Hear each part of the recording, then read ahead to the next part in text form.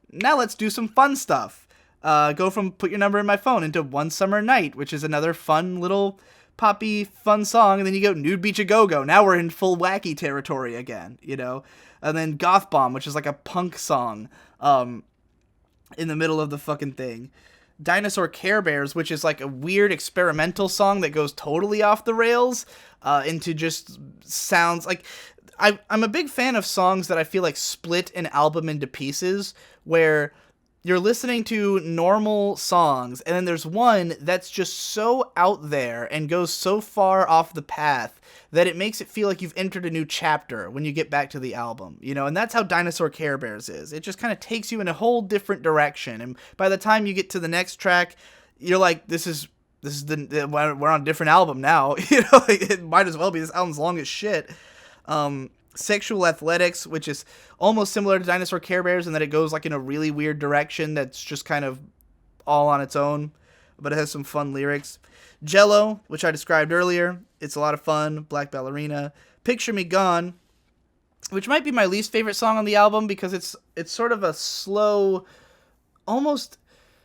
It's like a shoegaze song, but through a weird lens. I don't know how to describe it. It's an odd track that's very slow, and the lyrics are funny, but I think it goes on a little too long. Then we get to Exile on Frog Street, which is another totally out there experimental song that like tells like a whole story of like a frog prince making a transformation and stuff in the middle of the song. It goes all over the place. And then finally you get Dazed in Daydreams, which is the last song, which is probably the most like straightforward, other than like Put Your Number in My Phone. It's a much more straightforward like indie pop rock song with a psychedelic edge to it, but it's much more sad and contemplative, and it sort of sends this whole thing off with a like, oh, you know, oh man, I felt something there at the end. I can't believe I felt something on a song that came right after Exile on Frog Street, which had like frog noises for half the fucking track, and then you managed to hit me with Dazed in Daydreams, and now I'm all emotional all of a sudden. So yeah, like, if you just want a sense of what it is that I am looking for in music production, I think this is such a clear case study. Like, it's easy to understand what's happening here. It's easy to understand that, you know, it's just the sheer different number of different elements coming together and hearing this sort of blatant use of as many fun sounds as the guy could create, but coalescing into something that all makes sense together, you know?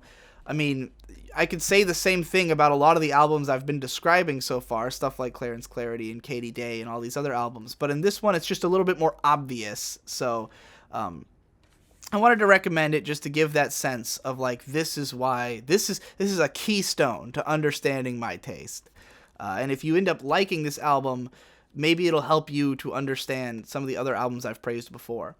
So yeah, check it out.